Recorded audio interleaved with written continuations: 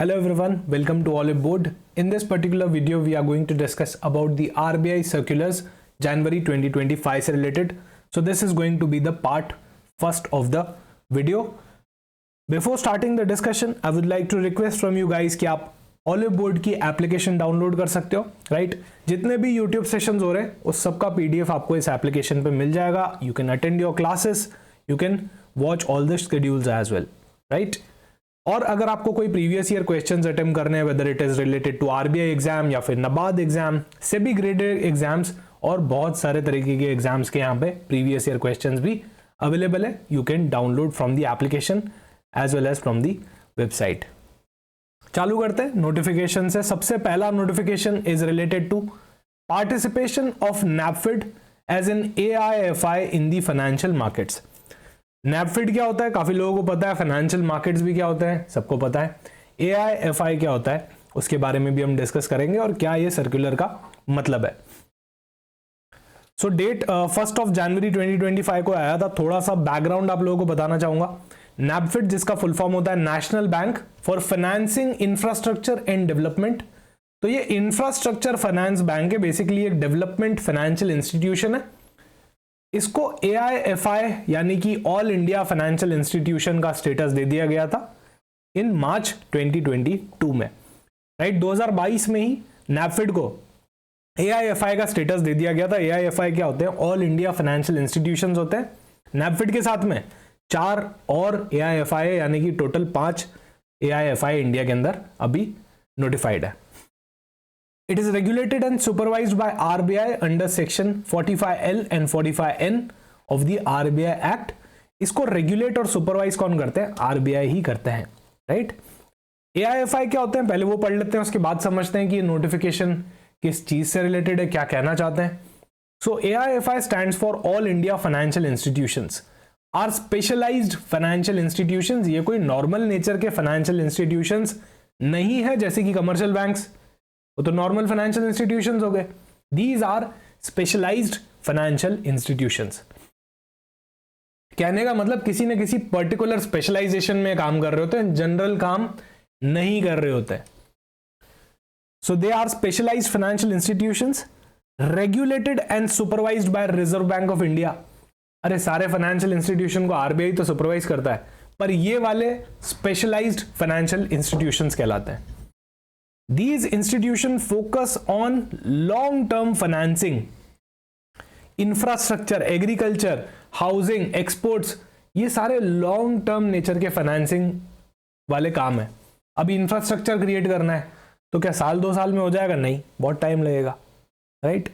वैसे agriculture, housing projects, exports, MSMEs, इन सब में टाइम लगता है. तो लॉन्ग टर्म फाइनेंसिंग की जब भी बात होती है वहां पे हम AIFIs को कंसिडर करते हैं. AIFI do not accept public deposits like commercial banks. Instead, they rely on market borrowings, government fundings. इनको गवर्नमेंट फंडिंग देती है, मार्केट से लोन ले सकते हैं, RBI रीफाइनेंसिंग भी करवा सकते हैं. यहां से जनरली ये पैसा उठाते हैं, ऐसा कि नहीं कि पब्लिक से डिपॉजिट ले लिया. वो सब कमर्शियल बैंक का काम है. फाइनेंशियल इंस्टीट्यूशन का काम कमर्शियल बैंक का है. स्पेशलाइज्ड फाइनेंशियल इंस्टीट्यूशन का काम AIFIs का है जो लॉन्ग टर्म फाइनेंसिंग करते हैं. यहां पे आप सेक्टर्स भी देख सकते हैं कि कौन कौन से रिलेटेड है. आगे जाके हम डिस्कस भी करते हैं कि AIFI बेसिकली होते क्या है, कौन कौन से डेजिग्नेटेड AIFI अभी इंडिया के अंदर है. सबसे पहला Exim bank, export import bank of India, NABARD national bank for agriculture and rural development, या फिर NHB national housing bank, small industrial development bank of India SIDBI, और नैपफिड आपका national bank for financing infrastructure and development. ये 5 AIFI अभी हैं India के अंदर notified है. ये पांचों का नाम आपको अच्छे से याद होना चाहिए. This is quite important. Okay, so ये एक्सपोर्ट इंपोर्ट रिलेटेड चीजों के लिए हो गया. एग्रीकल्चर रिलेटेड एक्टिविटीज के लिए आपका नाबार्ड हो गया. हाउसिंग रिलेटेड के लिए NHB हो गया, नेशनल हाउसिंग बैंक. MSMEs को देखने के लिए SIDBI हो गया, और इंफ्रास्ट्रक्चर रिलेटेड चीजें करने के लिए आपका नैपफिड हो गया. तो यहां पे आप देख सकते हो सारे के सारे सेक्टर्स ही के लिए AIFI बने हुए हैं, राइट? आगे चलते हैं, अभी समझते हैं कि नैपफेड के बारे में। तो नैपफेड इंडिया का 5th AIFI है, पहले 4 ही हुआ करते थे, ये 4 ही हुआ करते थे। उसके बाद से 2022 के अंदर नैपफेड को भी क्या कर दिया, AIFI का स्टेटस दे दिया। क्या करता है NaBFID? It focuses on long term infrastructure financing. अगर किसी को कोई इंफ्रास्ट्रक्चर प्रोजेक्ट करना है तो पैसा चाहिए होता है, बहुत सारा पैसा चाहिए होता है इंफ्रास्ट्रक्चर प्रोजेक्ट करने के लिए। नैपफेड से जाके आप फाइनेंसिंग ले सकते हो, राइट? नैपफेड से जाके आप फाइनेंसिंग ले सकते हो।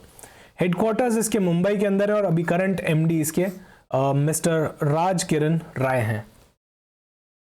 अपडेटेड डायरेक्शंस एंड एप्लीकेबिलिटी, तो काफी सारे अपडेटेड डायरेक्शंस आए थे इससे रिलेटेड। मास्टर डायरेक्शन RBI का related to Basel 3, right? Credit derivatives, repo, ये सारे डायरेक्शंस अभी तक आ चुके हैं, which specifies that AIFI can undertake in credit default swap. अब यहां पे बहुत सारी टर्मिनोलॉजीज आने लग गई है, हम एक एक करके इनको डिस्कस भी करेंगे कि क्रेडिट डिफॉल्ट स्वैप क्या होता है, रेपो क्या होता है। अभी आपको समझ में आ गया AIFI क्या होता है, right?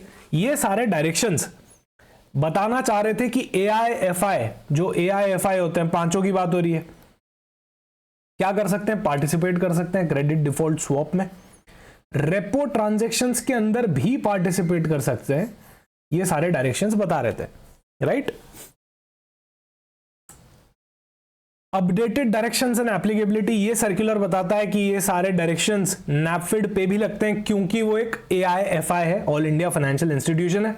So NaBFID can now participate in market, financial market regulated by the RBI। कहने का मतलब एकदम सिंपल टर्म्स में, नैपफेड भी क्रेडिट डिफॉल्ट स्वैप के अंदर एंटर कर सकते हैं पोजीशंस, नैपफेड भी रेपो ट्रांजैक्शंस कर सकते हैं, सिंपल।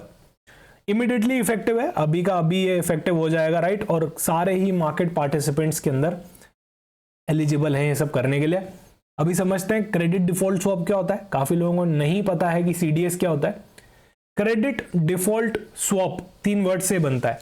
क्रेडिट मतलब लोन, डिफॉल्ट मतलब लोन नहीं चुकाना, डिफॉल्ट ऑफ लोन, स्वैप मतलब एक्सचेंज कर लेना अपने इनफ्लोज और आउटफ्लोज को, राइट? अपने इनफ्लोज एक दूसरे से एक्सचेंज कर लेना, उसी को तो स्वैप बोलते हैं।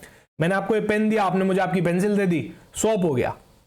So this is credit default swap, ऐसा लोन जिसके डिफॉल्ट पे स्वैप किया जा सके। समझना बात को। अब फाइनेंशियल कॉन्ट्रैक्ट, सबसे पहली बात तो ये एक डेरिवेटिव होता है, सबसे पहली बात ये एक डेरिवेटिव कॉन्ट्रैक्ट होता है, right? A financial contract where the buyer pays a premium, buyer एक प्रीमियम पे करेगा किसी को, किसको करेगा, सेलर को करेगा, for protection against the default risk. कहीं डेटर डिफॉल्ट ना कर दे, इसके लिए मैं क्या कर रहा हूं, मेरे रिस्क को कवर करवा रहा हूं। रिस्क क्या है कि कोई डिफॉल्ट ना कर दे, तो उसके लिए मैं क्या किया, मैं बायर हूं, मैं सेलर के पास गया, मैंने कहा ये पकड़ो प्रीमियम, मुझे रिस्क का प्रोटेक्शन दे दो। सेलर ने कहा ठीक है। अगर डेटा डिफॉल्ट करता है, अगर ये पर्सन मान लो मिस्टर ए है, अगर मिस्टर ए डिफॉल्ट करते हैं तो मैं बैठा हूं, कोई दिक्कत वाली बात नहीं है, तुम मुझे प्रीमियम देते जाओ, अगर कोई रिस्क आया तो मैं तुमको प्रोटेक्ट करूंगा। That is nothing but credit default swap. अच्छा, सुनने में जितना बढ़िया और इजी लग रहा है उतना ही कॉम्प्लेक्स एक टर्मिनोलॉजी है। 2008 में जो फाइनेंशियल क्राइसिस आई थी, वहां पे भी एक डेरिवेटिव प्रोडक्ट इन्वॉल्व था, वो CDS ही था, क्रेडिट डिफॉल्ट स्वैप। इसके बारे में आप और डिटेल में पढ़ सकते हो। So this act as insurance for credit risk. क्या आपको नहीं लगता मेरे को क्रेडिट रिस्क आ रही थी मिस्टर ए से, मुझे क्रेडिट रिस्क आ रही थी, मैंने क्या किया, उसका इंश्योरेंस ले लिया। अरे ये सब इंश्योरेंस ही तो है, this is the kind of insurance only ना, कि एक रिस्क आ रही है, उसके प्रोटेक्शन के लिए मैं सेलर के पास चला गया, सेलर ने मुझे CDS बेच दिया, मैंने CDS खरीद लिया, उसके बदले में मैं क्या करूंगा, उनको प्रीमियम दूंगा। इंश्योरेंस में भी तो मैं प्रीमियम ही देता हूं, आई पे premium and I'll get my risk insured, right? That's credit default swap. एक एग्जांपल लेके समझते हैं। एक तो बैंक ए है, उन्होंने क्या किया है, 100 करोड़ का लोन दे दिया है, loan given to company X. अब कंपनी एक्स को उन्होंने 100 करोड़ का लोन दे दिया, इससे क्या आया, रिस्क आया बैंक के पे। क्या रिस्क आया, डिफॉल्ट का, लोन डिफॉल्ट का। कहीं कंपनी एक्स लोन को डिफॉल्ट ना कर दे, इससे रिस्क आ गया, राइट। तो इसको प्रोटेक्ट करवाने के लिए उन्होंने क्या किया, सीडीएस बाय कर लिया, एक सीडीएस कॉन्ट्रैक्ट में एंटर किया। अब एक इन्वेस्टर भी है, वो एक फाइनेंशियल इंस्टीट्यूशन भी हो सकते हैं, वो एक हेज फंड भी हो सकते हैं, उनसे मैंने ये सीडीएस का एग्रीमेंट कर लिया, एक कॉन्ट्रैक्ट कर लिया। अभी मैं क्या करूंगा, उनको टाइम टू टाइम प्रीमियम दूंगा, और अगर कंपनी एक्स ने डिफॉल्ट किया तो वो मुझे क्या करेंगे, इस डिफॉल्ट का इंश्योरेंस कवर दे देंगे, मुझे पैसे दे देंगे अगर उन्होंने डिफॉल्ट कर दिया। तो सिंपल लैंग्वेज में इसी का मतलब होता है credit default swap. Okay, I hope अभी तक यहां पे आपको चीजें क्लियर हो चुकी है। सर्कुलर तो डेफिनेटली इंपॉर्टेंट होते हैं, उसके अंदर की जो टर्मिनोलॉजीज होती है जो आपके कोर्स के अंदर भी है, जैसे सीडीएस आपके कोर्स का पार्ट है, दिस इज अ पार्ट आपके डेरिवेटिव चैप्टर का, ये सारी भी एकदम क्रिस्टल क्लियर होनी चाहिए। कितनी बार क्या होता है ना, न्यूज में कोई टॉपिक आया, जैसे यहां पे सीडीएस आया, अभी हो सकता है सर्कुलर पे क्वेश्चन ना आए पर सीडीएस पे कुछ रिलेटेड क्वेश्चन आ जाए, है ना। तो सर्कुलर तो इंपॉर्टेंट है ही, उसके अंदर की टर्मिनोलॉजीज जो आपके कोर्स में है वो भी इंपॉर्टेंट है, वो भी आपको पता होनी चाहिए। ऐसा नहीं कि सिर्फ पढ़ लिया कि नैपफेड को सीडीएस अलाउड है, रेपो ट्रांजेक्शन में एंटर करना अलाउड है, नहीं यार, this is not enough, right. Just knowing the circular is not enough, understanding capability होनी चाहिए माइंड में कि उस सर्कुलर के अंदर क्या लिखा है, उसका क्या इम्पैक्ट आने वाला है, ये सब चीजें हमको रिलेट करनी चाहिए कोर्स से। एक अच्छा आरबीआई ऑफिसर बनने के लिए बहुत जरूरी है। Next is repo transaction, this is a short term borrowing. अभी रेपो ट्रांजेक्शन, रेपो रेट क्या होता है हमने 50 बार पढ़ रखा है, फिर भी एक और बार डिस्कस कर लेते हैं। ये एक शॉर्ट टर्म बोरिंग है। मान लो एक बैंक है या एआईएफआई है, राइट, और एक आरबीआई है। यहां से जब आप एक शॉर्ट टर्म लोन लेते हो, शॉर्ट टर्म बोरिंग लेते हो, उसके बदले में आप क्या करते हो, अपनी सिक्योरिटीज को सेल करते हो और साथ में एक एग्रीमेंट एंटर करते हो to buy back the securities. Later on जब भी आप लोन चुकाओगे, बाद में क्या करोगे, आप लोन चुका दोगे और अपनी सिक्योरिटी वापस ले लोगे। So you do a buyback security का एग्रीमेंट हियर, इसीलिए इसको रेपो बोलते हैं, रीपर्चेज एग्रीमेंट। यार रीपर्चेज करने के लिए पहले कुछ दिया भी तो होना चाहिए ना, सेल भी तो किया होना चाहिए। So let's suppose I am a bank, I was having securities, I was having bonds, तो मैंने क्या किया, आरबीआई को बॉन्ड्स दे दिए मेरे, राइट, एज अ सिक्योरिटी, और उनसे 1 CR का शॉर्ट टर्म बोरोइंग ले लिया। अभी जब भी मैं उनको बोरोइंग वापस चुकाऊंगा तो वो सिक्योरिटी में वापस ले लूंगा, इसलिए मैं एडवांस में उनसे क्या कर रहा हूं, रीपर्चेज करने का एग्रीमेंट कर रहा हूं। इसी को बोलते हैं रेपो ट्रांजेक्शन, इसी को बोलते हैं repurchase agreement. So this is a short term borrowing method where the securities are sold with an agreement to repurchase them at a later on at a higher price. Now this functions as a secured loan with securities as collateral. तो ये collateral वाला loan है, collateral free loan नहीं है। Circular क्या बोल रहा है, सर्कुलर बोल रहा है नैपफेड एक 5th all India financial institution है, आप सभी को पता ही है, वो सीडीएस में और रेपो ट्रांजेक्शन के अंदर भी एंटर कर सकता है। खत्म हो गया यहीं पे। ओके, आगे चलते हैं, आगे समझते हैं। Formation of new district in the state of Nagaland, assignment of lead bank responsibility, इतना इंपॉर्टेंट नहीं है, फिर भी हम एक बार इसको पढ़ेंगे, ऊपर ऊपर से समझेंगे क्या कहना चाह रहे हैं, राइट। आई डोंट थिंक कि बहुत ज्यादा इंपॉर्टेंट रहने वाला है आपके एग्जामिनेशन के लिए। स्टिल सर्कुलर आया है और हम सारे सर्कुलर कवर करने वाले हैं, तो एक शॉर्ट डिस्कशन इस पे हम जरूर करेंगे। ओके, आप यहां पे देख सकते हो नागालैंड डिस्ट्रिक्ट, नागालैंड स्टेट एक, राइट, वहां पे एक नया डिस्ट्रिक्ट क्रिएट हुआ है, यहां पे नेम गिवन है, मेलूरी नाम से एक नया डिस्ट्रिक्ट क्रिएट हुआ है। अभी क्या होता है ना, हर डिस्ट्रिक्ट में एक लीड बैंक को अपॉइंट करना जरूरी होता है, तो वहां पे स्टेट बैंक ऑफ इंडिया को अपॉइंट किया गया है, यही सर्कुलर है, राइट।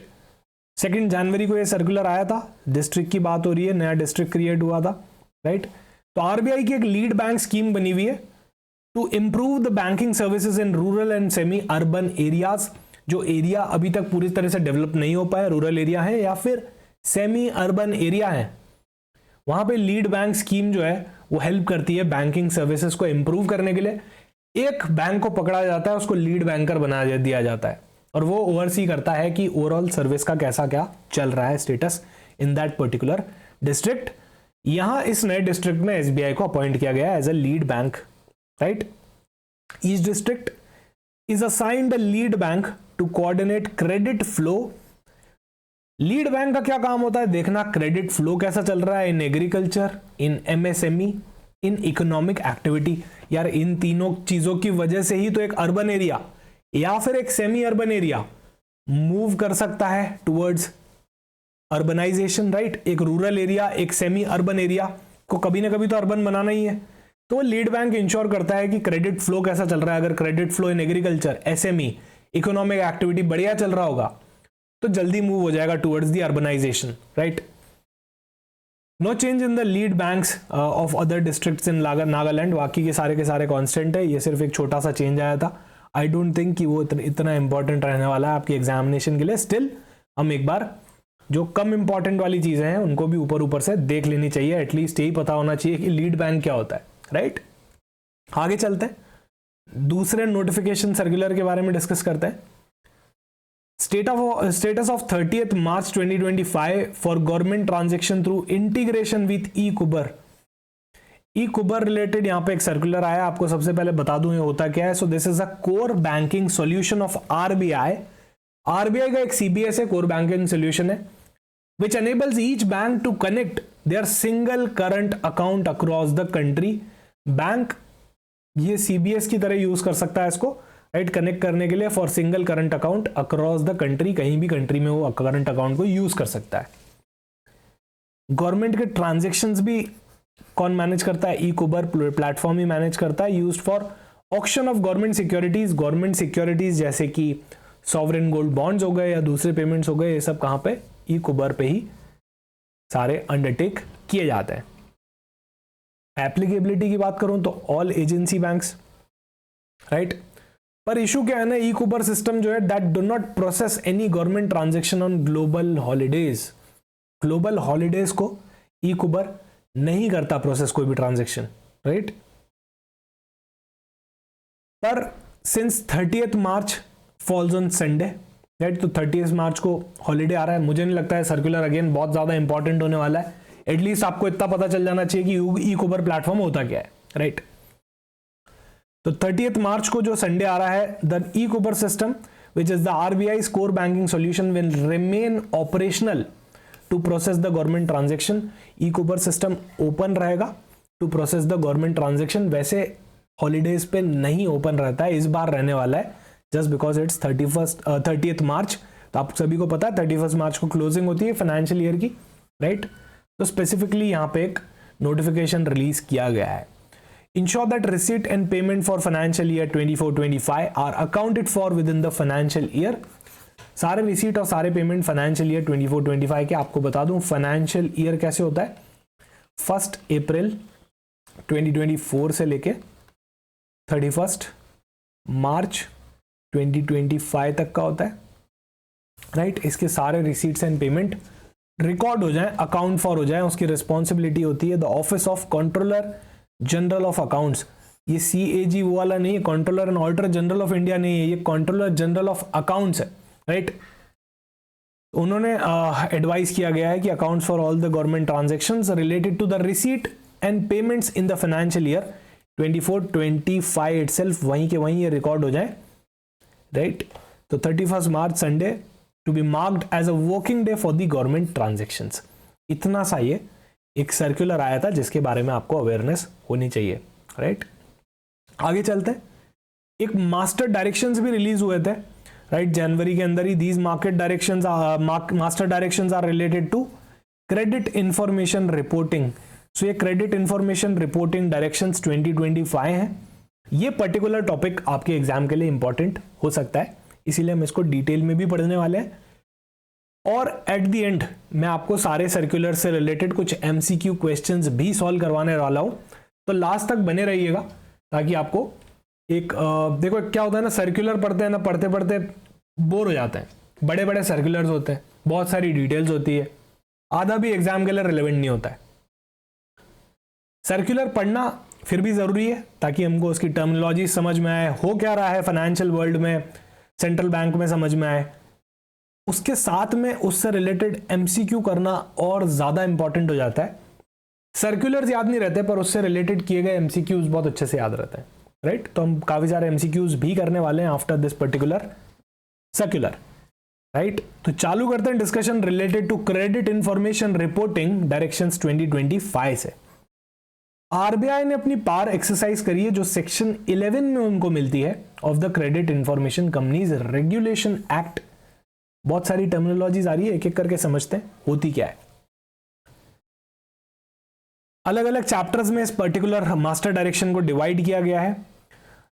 एप्लीकेबिलिटी क्या है? The provision of these directions shall be applicable to credit institutions, ऐसे इंस्टीट्यूशंस जो क्रेडिट देते हो, राइट, उनको हम सीआई बोलेंगे। क्रेडिट इंस्टीट्यूशन, ऐसा इंस्टीट्यूशन जो क्रेडिट देता हो। अरे कमर्शियल बैंक्स हो गए, एआईएफआई हो गए, सब आ गया ना उसमें, तो सभी तो क्रेडिट देते हैं। एंड क्रेडिट इंफॉर्मेशन कंपनी, नाम पढ़ के ऐसा लग रहा है कि ये ऐसी कंपनीज है जिनके पास क्रेडिट रिलेटेड इंफॉर्मेशन होती है, जिनके पास क्रेडिट रिलेटेड इंफॉर्मेशन होती है। We call them as CIC, credit information company. अभी ये सब इतना सब कुछ करने का पर्पस क्या है वो भी समझ लेते हैं। To establish a standardised framework, framework तो है पर स्टैंडर्डाइज नहीं है अभी तक, तो इसका क्या पर्पस है? एक स्टैंडर्डाइज्ड फ्रेमवर्क को लेके आना for credit information reporting. Credit related information जो है वो टाइमली पहुंच जाए, उसके लिए एक स्टैंडर्डाइज फ्रेमवर्क बहुत ही जरूरी था, राइट। और कॉन्फिडेंशियली पहुंच जाए, ऐसा नहीं कि सबको बताते बताते पहुंच जाए, ये चीजें कॉन्फिडेंशियल होती है। इसी वजह से ये मास्टर डायरेक्शंस लाने की जरूरत यहां पे पड़ गई थी। सर क्रेडिट इंस्टीट्यूशन क्या होता है? क्रेडिट इंफॉर्मेशन कंपनी क्या होता है? कंपनी क्या होता है? देखो कंपनी वो होती है, अभी डेफिनेशंस की बात कर रहे हैं। कंपनी वो होती है जो कंपनीज एक्ट के अंदर रजिस्टर्ड होती है, खत्म हो गई बात। कंपनीज एक्ट में भी यही लिखा है, ठीक है। क्रेडिट इंफॉर्मेशन कंपनीज क्या होती है? ऐसी होती है जो सेक्शन 5 ऑफ CICRA एक्ट में रजिस्टर्ड हो। अरे सर ऐसे नहीं चलेगा, थोड़ा समझाओ तो सही कि क्रेडिट इंफॉर्मेशन कंपनीज होती क्या है। Credit information company as the name says it all, ऐसी कंपनी होती है जिनको क्रेडिट की इंफॉर्मेशन चाहिए होती है। So what they do is they collect and maintain credit histories of individual and businesses. मैं एक इंडिविजुअल हूं, मेरी क्रेडिट हिस्ट्री CIC को चाहिए। अगर मैं एक बिजनेसमैन हूं, मेरी भी क्रेडिट हिस्ट्री CIC को चाहिए। बेसिकली ये क्रेडिट की हिस्ट्री को कलेक्ट करते हैं क्रेडिट इंफॉर्मेशन कंपनीज। इनको लाइसेंस किया होता है आरबीआई ने CICRA 2005 एक्ट के अंदर, right. Provide credit information reports, ये CIR निकालते हैं, रिपोर्ट्स निकालते हैं, एंड क्रेडिट स्कोर्स निकालते हैं। अरे मेरा कितना क्रेडिट स्कोर है, कोई तो निकालेगा ना, कोई तो बताएगा कि मेरा कितना क्रेडिट स्कोर है, तो वो CIC बताएगी, क्रेडिट इंफॉर्मेशन कंपनीज बताएगी। इनका क्या काम होता है? इनका काम होता है क्रेडिट हिस्ट्रीज को कलेक्ट करना, उनको मेंटेन करना, उनको एनालाइज करना, राइट। सर अभी कितनी है CIC? तो ये लिस्ट ऑफ CIC यहां पे गिवन है सर्कुलर के अंदर ही, राइट। ये कुछ CICs हैं जो RBI रजिस्टर्ड है। सर CIC समझ में आ गया। क्रेडिट इंस्टीट्यूशन क्या होता है? अरे यार देखो नाम से ही समझ में आ जाता है, ऐसा इंस्टीट्यूशन जो क्रेडिट देता हो। हम फालतू चीजों को बहुत कॉम्प्लेक्स बना देते हैं, बहुत सिंपल है फाइनेंस, राइट। फाइनेंस डायनेमिक हो, स्टैटिक हो, बहुत ही सिंपल है। ऐसी कंपनीज जो क्रेडिट देती है, भाई तो क्रेडिट इंस्टीट्यूशन हुआ, कमर्शियल बैंक हो गया, अरे क्रेडिट देता है। All primary credit cooperative society हो गई, state cooperative, central cooperative, AIFI हो गए, वो भी तो क्रेडिट देते हैं। 5 AIFI आपके यहाँ पे नाम गिवन है, EXIM bank, NABARD, national housing bank, SIDBI, national bank for financing infrastructure and development, जिसके बारे में हमने पहला ही सर्कुलर पढ़ा था, NAFID, right. All non banking financial companies including housing finance companies और NBFCs भी तो क्रेडिट देती हैं। असेट रिकंस्ट्रक्शन कंपनीज ये भी तो क्रेडिट देती हैं। ये सारे क्रेडिट इंस्टीट्यूशन हो जाएंगे। सर सर्कुलर क्या है? समझ में आ गया। पहली बात तो CIC क्या होता है वो समझ में आ गया, CI क्या होता है वो समझ में आ गया, राइट। सर्कुलर ये है कि जितने भी CI हैं, मतलब तुम क्रेडिट दे रहे हो तो यार तुमको ही तो पता होगा तुमने किसको कितना क्रेडिट दिया है, क्या किया है, राइट। तो तुम मेंबर क्यों नहीं बन जाते हो? तुम मेंबर बन जाओ। सर कहाँ के मेंबर बन जाए? CIC के, क्रेडिट इंफॉर्मेशन कंपनी के मेंबर बन जाओ। मतलब अब तुम्हारी रिस्पॉन्सिबिलिटी है एज शेड्यूल्ड बैंक और कोऑपरेटिव हो, कुछ भी हो, डजंट मैटर, AIFI हो, तुम्हारी रिस्पॉन्सिबिलिटी है कि पहले तो तुम मेंबर बनो हमारे। हम कौन है? हम CIC हैं, तुम मेंबर बन जाओ, राइट? और हमको बताते रहो।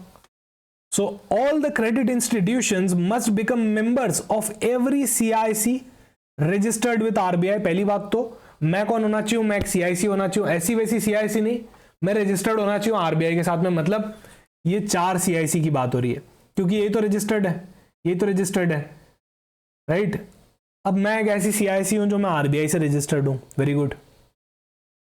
तुम लोग सब CI हो, क्रेडिट इंस्टीट्यूशंस हो, बैंक्स हो, AIFI हो, तुम लोग मेरे अंडर रजिस्ट्रेशन लो, ठीक है?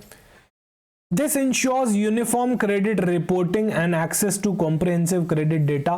तुम लोगों को मेरा सारा क्रेडिट डेटा मिलेगा, तुम लोगों को पता चलेगा किसने कितना लोन ऑलरेडी ले रखा है, क्या कर रखा है, और आप लोग मुझे रिपोर्ट भी करोगे, क्रेडिट रिपोर्टिंग भी करोगे, ताकि मेरे पास भी डेटा आता जाए, क्योंकि मेरा तो काम ही डेटा को कलेक्ट करना, मैनेज करना, एनालाइज करना है, राइट? मेंबरशिप ये सब फोकट में नहीं होने वाला, इसकी मेंबरशिप फीस लगने वाली है, ठीक है? फ्री में कुछ नहीं होने वाला।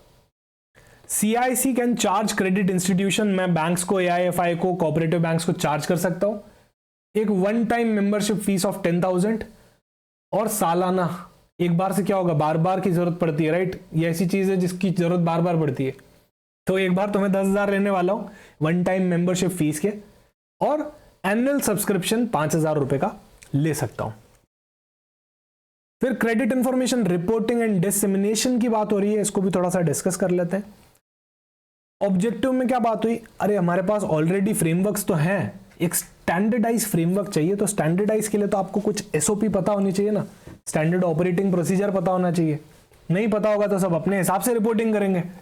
सो यहां पे स्टैंडर्डाइज रिपोर्टिंग फॉर्मेट्स गिवन है for reporting of credit information by the CI to the CIC। अभी सुनना बात को, ये CI1 है, ये CI2 है, ये CI3 है, तीनों ने रिपोर्ट करी क्रेडिट इंफॉर्मेशन CIC को। अभी तीनों ने रिपोर्ट करी तो CI1 जो है वो अपने हिसाब से कर रहा है, CI2 अपने हिसाब से कर रहा है, CI3 अपने हिसाब से कर रहा है। अब यहाँ पे CIC में हम लोग क्या बैठ के ये सब एनालाइज करते फिरेंगे कि अलग अलग फॉर्मेट में किसने क्या भेज दिया, उसने बिल्कुल ही अलग फॉर्मेट लगा लिया, 2 ने बिल्कुल अलग फॉर्मेट लगा लिया, दूसरे बैंक ने अलग फॉर्मेट लगा लिया। देखो ये सब हमारा काम नहीं है, हमारा काम है डेटा कलेक्ट करना, हम मैनेज करेंगे, हम क्या करेंगे, एनालाइज करेंगे। ये सब तब करेंगे ना जब आपका डेटा स्टैंडर्डाइज्ड हो। डेटा ही स्टैंडर्डाइज नहीं होगा तो फिर हम क्या एनालिसिस कर लेंगे, राइट? उसी वजह से स्टैंडर्डाइज रिपोर्टिंग फॉर्मेट फिक्स कर दिया गया। 3 सेगमेंट में इसको डिवाइड किया गया, कंज्यूमर सेगमेंट, कमर्शियल सेगमेंट और माइक्रो फाइनेंस सेगमेंट। ये आपको याद रखना है। पहली बात, CI क्या होता है वो पता होना चाहिए, CIC क्या होता है पता होना चाहिए, कौन किसको रिपोर्ट करता है पता होना चाहिए, राइट? रजिस्ट्रेशन फीस पता होनी चाहिए, 10,000 5,000, फॉर्म्स पता होने चाहिए। Consumer segment, commercial segment, micro finance segment. Consumer segment को हम बोलते हैं फॉर्म 1।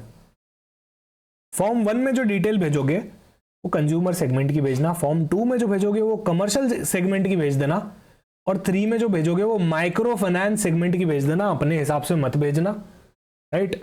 CICs के पास और भी बहुत काम होता है, डेटा को मैनेज करना है, एनालाइज करना है, उसको सॉर्ट थोड़ी करना है, राइट? इसलिए यहां पे स्टैंडर्डाइज रिपोर्टिंग होने वाली है। फ्रीक्वेंसी ऑफ डेटा सबमिट, अरे सर कब देना है? CI को देना तो है, समझ गए, कब देना है? Credit institutions must update credit information fortnightly. तो आपको क्या करना है? फोर्टनाइटली अपडेट करना है डेटा को। अब इसकी डेडलाइन भी होती है, तो फोर्टनाइटली का डेटा आप दोगे, उसकी डेडलाइन क्या है, उसकी टाइमलाइन क्या है? With in 7 calendar days from the end of the reporting period. आपका फोर्टनाइट पीरियड जैसे ही खत्म हुआ, अगले 7 दिन के अंदर आप क्या करना? CIC को अपना डेटा दे देना, खत्म हो गई बात। ये भी इंपॉर्टेंट है, ये भी इंपॉर्टेंट है। पहली बात तो क्रेडिट इंस्टीट्यूशन क्या करेंगे? फोर्टनाइटली अपडेट करेंगे, और फोर्टनाइटली डेटा तो अपडेट कर दोगे, पर कितने टाइम में करोगे? तो फोर्टनाइट खत्म होते ही अगले 7 दिन के अंदर you need to update that, खत्म। आगे चलते हैं, डेटा क्वालिटी इंडेक्स के बारे में भी बात हो रही है यहाँ पे। डेटा क्वालिटी इंडेक्स को DQI भी बोलते हैं शॉर्ट फॉर्म में। सो CICs विल इवैल्यूएट, अभी देखो सारा डेटा किसके पास है? क्रेडिट इंफॉर्मेशन कंपनीज के पास है, तो वही तो करेगी ना ये DQI वाला काम। सीआई थोड़ी करेंगे, सीआई का काम तो लोन देना है, सीआईसी का काम है इवैल्यूएट करना, राइट। तो CIC will evaluate the accuracy and completeness कि कितना एक्यूरेट है और कंप्लीट भी है कि नहीं, सारे पर्टिकुलर्स उसमें है कि नहीं, of the data provided by the credit institution. तो सीआई जो डेटा भेज रही है किसको, सीआईसी को, वो चेक करेंगी कि क्या एक्यूरेट है, क्या कंप्लीट है। डेटा एक्यूरेट ही नहीं है, कंप्लीट ही नहीं है, उसका बैठ के एनालिसिस कर लिया तो पूरा टाइम खत्म हो गया, राइट। कोई मतलब ही नहीं निकला। डेटा ही सही नहीं है तो उसका एनालिसिस कैसे सही हो सकता है, उसका कंक्लूजन कैसे सही हो सकता है। तो सबसे पहले चेक करो, DQI निकालो, डेटा क्वालिटी इंडेक्स निकालो, एक्यूरेसी चेक कर लो, कंप्लीटनेस चेक कर लो, खत्म हो गई बात। अच्छा, कोई पुअर क्वालिटी डेटा है तो फिर लगाओ पेनल्टी सीआई पे, करेक्टिव एक्शंस मेजर कर दो, corrective measures low impose by the RBI. RBI क्या करेंगे, उस पर पेनल्टीज लगा सकते हैं सीआई पे और मेजर्स ले सकते हैं करेक्ट करने के उसको। अभी सीआईसी क्या करेंगे ना, इंडस्ट्री लेवल डीक्यूआईज निकालेंगे, डेटा क्वालिटी इंडेक्स निकालेंगे। सर इंडस्ट्री लेवल क्या होता है, अरे आपको पता है 3 सेगमेंट है, राइट। कंज्यूमर का अलग है, राइट, हमने यहाँ पे देखा था ना, सबका सेगमेंट ही अलग है, कंज्यूमर, कमर्शियल, माइक्रो फाइनेंस। तो क्या करो, 3 सेगमेंट का वेटेड एवरेज निकालो, वेटेड एवरेज निकालो रिस्पेक्टिव कैटेगरीज का, और कैटेगरी वाइज भी निकालो, public sector bank, private sector bank, cooperative bank, RRB, NBFC, क्योंकि सीआईस बहुत सारे हैं ना, सीआईस की कैटेगरी बहुत सारी है, तो वेटेड एवरेज निकालो, वो भी कैटेगरी वाइज, ठीक है, वो भी ऑन मंथली बेसिस। ये भी चीज याद रखना है, ये मंथली बेसिस होगा। CIC shall provide reasons for decline in the score to each CI. मान लो एक सीआई था एचडीएफसी बैंक, उसका कुछ DQI फॉर एग्जाम्पल 100 चल रहा था, वो गिर के 90 हो गया, तो इसका रीजन कौन देगा, सीआईसी देगा कि भाई इनका DQI क्यों गिर रहा है, क्या प्रॉब्लम है, राइट। जो एनालिसिस कर रहा है उसको ही तो पता होगा ना क्यों गिर रहा है, okay. CIC shall provide monthly data of CI level DQI and industry level DQI of all the segments to the Department of Supervision। आप सभी को पता होगा RBI के अंदर Department of Supervision होता है। तो CI क्या करेगा, 2 डेटा लेगा, एक तो CI लेवल DQI और एक इंडस्ट्री का DQI। इसको क्या कर दो, रिपोर्ट कर दो डिपार्टमेंट ऑफ सुपरविजन RBI को, ठीक है। कब, हाफ ईयरली इंटरवल में, एक तो कर दो 30 सितंबर को, एक कर दो 31 मार्च को, हर साल 2 बार, 30 सितंबर 31 मार्च, बात खत्म, राइट। इतना याद रखना है।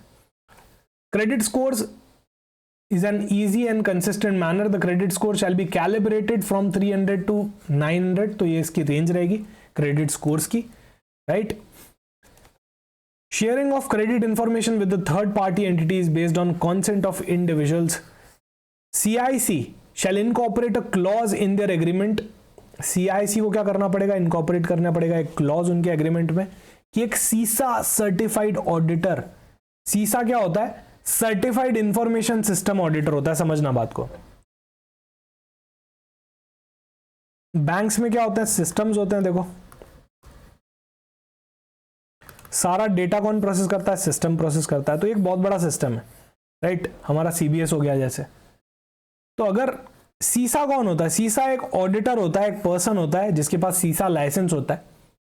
वो चेक करेगा, मान लो 10 ट्रांजैक्शंस को डाल के चेक किया, सिस्टम सही प्रोसेस कर रहा है कि नहीं कर रहा है, आउटपुट सही आ गया, मतलब सही प्रोसेस कर रहा है। अभी अगर 10 ट्रांजैक्शन को सिस्टम सही प्रोसेस कर रहा है तो 10 लाख ट्रांजैक्शंस को भी सिस्टम सही प्रोसेस करेगा। यही सीसा ऑडिटर का काम होता है, चेक करना कि सिस्टम सही से काम कर रहा है कि नहीं कर रहा है। कहने का मतलब एक तो फाइनेंशियल ऑडिट हो गई, जो हम जैसे चार्टर्ड अकाउंटेंट्स करते हैं आके, एक सीसा ऑडिटर होता है, हम लोग भी सीसा कर सकते हैं, आप लोग भी सीसा कर सकते हो। सीसा का काम होता है सिस्टम की ऑडिट करना। फाइनेंस की तो ऑडिट हो गई, अरे सिस्टम ही गलत काम कर रहा होगा तो सारे डेटा ही गलत प्रोसेस हो जाएगा ना। So that's the work of सीसा ऑडिटर। सो सीसा auditor, certified auditor appointed by the entity would conduct an IS audit, information system audit, of the entities with whom the CICs have entered into agreement for sharing the credit information। CIC के पास बहुत सारा data है, जैसे ही उसने किसी के साथ agreement किया डेटा शेयरिंग करने का, तो वहां पे एग्रीमेंट के अंदर क्लॉज होना चाहिए कि सीसा सर्टिफाइड ऑडिटर ऑडिट भी करेगा कि सब कुछ सही चल रहा है कि नहीं चल रहा है, कहीं सिस्टम में फ्लॉ तो नहीं है, राइट, कहीं सिस्टम में फ्लॉ तो नहीं है सामने वाली एंटिटी के जिसको हम डेटा शेयर कर रहे हैं, जिसको हम डेटा शेयर कर रहे हैं। Okay, credit information reporting and dissemination. So आगे रेक्टिफिकेशन मैकेनिज्म, सीआईसी, और सीआई क्या करेंगे, क्लियर प्रोसेस एस्टेब्लिश करेंगे कि अगर कोई भी एरर आती है क्रेडिट रिपोर्ट्स के अंदर तो उनको रिजॉल्व की जाए, डिस्क्रिपेंसीज को प्रॉम्प्टली, जल्दी से जल्दी, ताकि कोई भी कंज्यूमर का इशू क्रिएट ना हो जाए, right. Display of information by CI which are secured creditors, securitisation के अंदर सरफेसी एक्ट के हिसाब से वो क्या करेंगे, डिस्प्ले करेंगे अपनी वेबसाइट पे। Borrowers who secured assets have been taken into possession by the CI, वो भी मंथली बेसिस पे। तो यहां पे क्या है ना, एआरसीज को सरफेसी एक्ट के हिसाब से यहां पे क्या करना पड़ेगा, मंथली बेसिस पे अपडेट करना पड़ेगा। रिस्पॉन्सिबिलिटी, तो रिस्पॉन्सिबिलिटीज क्या रहेंगी यहाँ पे, स्टैंडर्डाइज करना डेटा रिपोर्टिंग को, right, resolving technical challenges faced by the CIC and CI in the credit reporting. Standing sub group, specialise sub group will monitor the quality of the data submitted. तो ये सब काफी सारे यहाँ पे provisions है, right, we don't have to remember each and everything. Broadly एक अच्छे से अंडरस्टैंडिंग होना चाहिए सर्कुलर का, उससे इंपॉर्टेंट जो चीजें होती है, जो आ सकती है, वो पता होनी चाहिए। स्ट्रेंथेंड ग्रीवियंस रिड्रेसल, तो यहाँ पे एक रॉबस्ट मैकेनिज्म, रॉबस्ट मतलब स्ट्रॉन्ग मैकेनिज्म होना चाहिए, ताकि आप कस्टमर की कोई भी क्वेरी आ रही है, कंप्लेन आ रही है related to the credit information, उसको रिजॉल्व कर पाओ। इंटरनल ओम्बड्समैन भी अपॉइंट होना चाहिए under the RBI internal ombudsman scheme, right, ताकि वो अनबायस्डली हैंडल कर पाए किसी भी कस्टमर की ग्रीवियंस को। कंपनसेशन फॉर डिलेड अपडेट्स, अगर कोई डिले हुआ है क्रेडिट इंफॉर्मेशन अपडेट के अंदर, तो कस्टमर को 100 रुपी पर डे एंटाइटलमेंट मिलेगा अगर आपने डिले किया है तो, राइट। अगर आपने 30 दिन के अंदर कस्टमर की कंप्लेन को रिजॉल्व नहीं किया है तो आपको आगे 30 दिन के बाद से 100 रुपी पर डे का यहां पे फाइन भी प्रिस्क्राइब्ड है। Okay, improve data quality index की वजह से और स्टैंडर्डाइज रिपोर्टिंग फॉर्मेट की होने की वजह से इनएक्यूरेसी कम होनी चाहिए। This is one of the key benefit of this guideline. Customer का एक्सपीरियंस भी बेटर होगा क्योंकि यहाँ पे ओम्बड्समैन को भी यहाँ पे इनकॉर्पोरेट किया गया है इसके पर्टिकुलर प्रोविजन में। ट्रांसपेरेंसी रहेगी, यूनिफॉर्मिटी रहेगी, क्योंकि हम क्या कर रहे हैं, यूनिफॉर्म प्रोसेस फॉलो कर रहे हैं। आप सभी को पता है 3 सेगमेंट्स के अंदर हमने डिवाइड किया है। स्ट्रीमलाइंड रेगुलेशंस यहाँ पे इसके रहने वाले हैं, जिससे रिडंडेंसी भी कम हो जाएगी, राइट। तो ये थे हमारे कुछ सर्कुलर्स। अभी फटाफट से इनसे रिलेटेड एमसीक्यू भी प्रैक्टिस कर लेते हैं, जो मुझे लगता है आपके एग्जामिनेशन के लिए भी इंपॉर्टेंट हो सकते हैं। और सर्कुलर को पढ़ने का मजा एमसीक्यू से, राइट। एक तो कि किसी का लेक्चर देख लो, दूसरा एमसीक्यू कर लो। और एग्जाम से पहले एमसीक्यू करने वाले थोड़े से उनको डेफिनेटली एज मिलता है, राइट। एक बार सर्कुलर पढ़ लिए, फिर उससे रिलेटेड जितने भी एमसीक्यू बन सकते हैं उनके ऊपर प्रैक्टिस कर लो, उससे आपका टाइम भी बचता है, राइट। और बहुत ज्यादा यहाँ पे रिगर भी नहीं डिमांड करता है एमसीक्यू करना, राइट।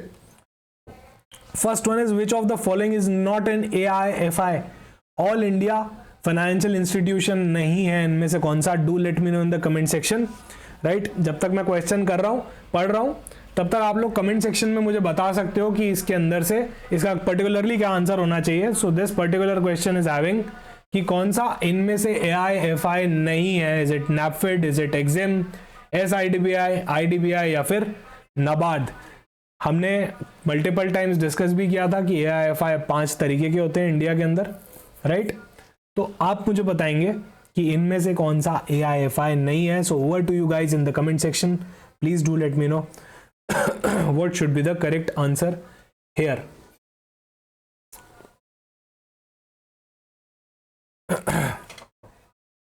क्या इसका करेक्ट आंसर आप लोगों के हिसाब से होना चाहिए? ये एक बहुत ही सिंपल क्वेश्चन है, आई विल से इतना सबको पता होना चाहिए, राइट। इतना अभी तक सबको पता होना चाहिए। The correct answer here is IDBI. This is not it all an AIFI। वो SIDBI है जो AIFI होता है, IDBI एक AIFI नहीं है, राइट। आगे चलते हैं। आगे चलते हैं, डिस्कशन को आगे लेके जाते हैं। अच्छा, कोई मुझे बता सकता है कि इनमें से कौन सा AIFI ऐसा है जो लिस्ट में मिसिंग है? IDBI तो AIFI है नहीं, नैपफिड हो गया, ये सही है, ये है, एग्जिम हो गया, SIDBI हो गया, नाबार्ड हो गया, तो कौन सा पांचवा, फिफ्थ AIFI इसके अंदर मिसिंग है? 5 AIFI है, यहाँ पे 4 ही दिख रहे हैं मुझे, तो फिफ्थ वाला कौन सा मिसिंग है? Please let me know in the comment section, कौन सा AIFI इसके अंदर से मिसिंग है, राइट? आगे चलते हैं। Which of the following statement about AIFI is not correct? Correct नहीं है AIFI के रिगार्ड में। AIFI रेगुलेटेड बाय RBI, ये तो करेक्ट ही लग रहा है यार, ऑब्वियसली उसको RBI ही रेगुलेट करता है, right? AIFI accept public deposits like commercial banks, okay? AIFI focus on long-term financing for sectors like infrastructure and MSME. Fourth option is AIFI rely on market borrowing, government funding and RBI refinancing. Fifth is EXIM, NABARD, NHB, SIDBI and NAPFID are classified as AIFI. क्या इसका correct answer होना चाहिए? अच्छा, पहले वाले में NHB missing था, right? National housing bank यहाँ पे मिसिंग था। इसका क्या करेक्ट आंसर होना चाहिए? Please do let me know in the comment section. आप लोगों को क्या लगता है कौन सा पॉइंट इसमें से AIFI से रिलेटेड नहीं है?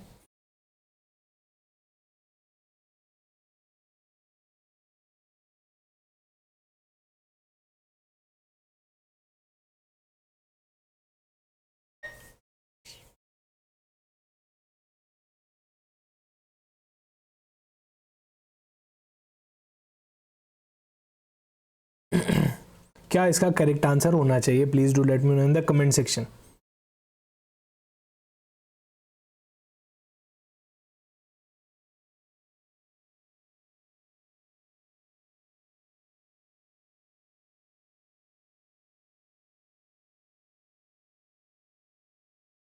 Here the correct answer is obviously option B, AIFI except public deposits like commercial bank। ऐसा AIFI नहीं करते हैं, राइट? ये स्पेशलाइज्ड फाइनेंशियल इंस्टीट्यूशन होता है, जैसे कि हमने पहले भी डिस्कस किया था। Next is NABARD can now participate in the financial markets regulated by the RBI। Which of the following financial activities it is allowed to undertake? तो अभी जो रिसेंट सर्कुलर आया था उसमें बताया गया था कि नैपफिड को फाइनेंशियल मार्केट के अंदर पार्टिसिपेट करने का मौका मिलेगा, जैसे सभी AIFI करते हैं। पर्टिकुलरली उनका 2 चीजों पे फोकस था, वो क्या थी? Option A credit default swap, option B repo transaction, या फिर बोथ A एंड B, या फिर ओनली लेंडिंग टू MSME, या फिर नन ऑफ द अबव। इसका करेक्ट आंसर क्या होना चाहिए? ये तो बहुत ही सिंपल है, ये तो सबको आ जाना चाहिए, राइट? अभी हमने हार्डली 30 मिनट पहले ही तो पढ़ा था। What should be the correct answer here?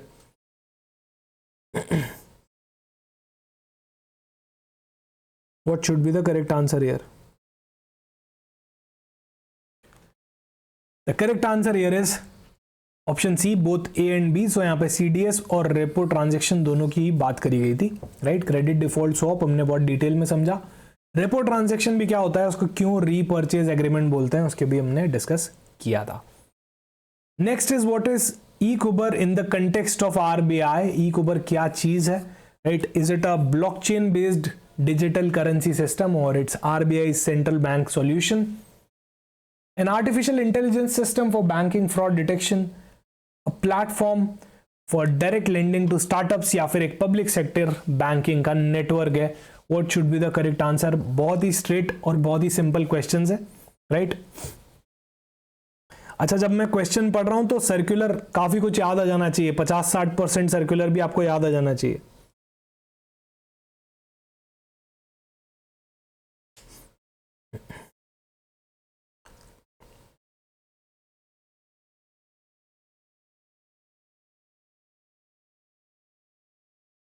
यहां पे इसका करेक्ट आंसर हो जाएगा ऑप्शन बी।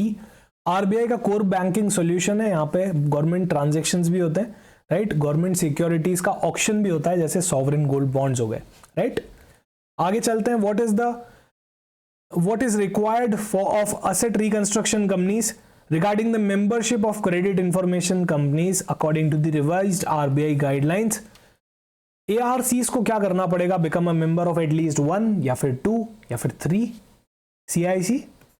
एक CIC का मेंबर बन जाओ, 2 के बन जाओ, 3 के बन जाओ, सभी के बन जाओ, या फिर ARC को मेंबर बनने की नीड ही नहीं है? क्या इसका करेक्ट आंसर होना चाहिए एज पर your opinion? Do let me know in the comment section, इसका करेक्ट आंसर क्या होना चाहिए?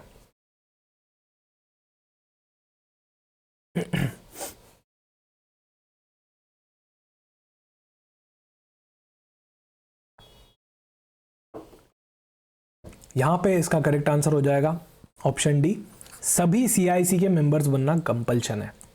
Next, what is the mandated frequency for asset reconstruction companies to update the information they collect or maintain with credit information companies as per the revised RBI guidelines?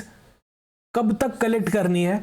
That's the question. CI से information तो लेनी है, CIC को कब तक लेनी है? That's the question. Monthly, quarterly, weekly, fortnightly या फिर with in 3 days, with in 3 day period? तो क्या इसका करेक्ट आंसर होना चाहिए?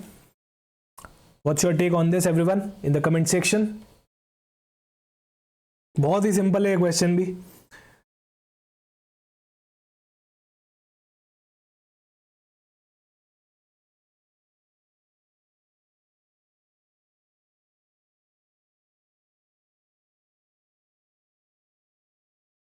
यहां पे इसका करेक्ट आंसर हो जाएगा fortnightly basis. Option D is the correct choice here, right? What is the one time, अच्छा फोर्टनाइट खत्म होने के बाद क्या करना पड़ता है? विद इन 7 days इसकी हमको रिपोर्टिंग करनी पड़ती है अगर हम CI है तो। What is the one time membership fees? One time membership fees की बात कर रही है that CICs can charge from credit institutions for joining. हमने बात करी थी फ्री में कुछ नहीं होने वाला है, एक तो वन टाइम लगेगी और एक रिकरिंग फीस लगेगी। यहां पे पूछी गई है वन टाइम फीस का अमाउंट कितना था? What should be the correct answer here? Everyone in the comment section.